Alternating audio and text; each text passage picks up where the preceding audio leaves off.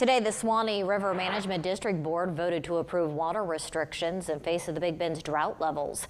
While everyone is encouraged to cut down on water usage, only a few restrictions are mandatory.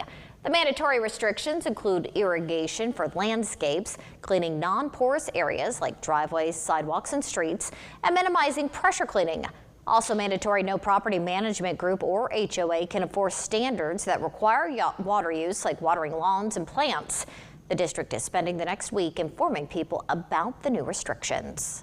We hope there aren't any enforcement measures that are needed. I think most people understand and follow the rules, but obviously we'll be watching for that. And if there's a need for us to talk to those businesses and those residents, we'll talk to them ahead of time before any enforcement is made.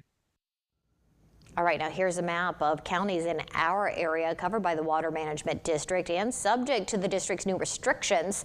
They also stretch into parts of Alachua and Levy counties. The new restrictions will go into effect next Tuesday, March 17th, and last until July 31st, unless conditions improve.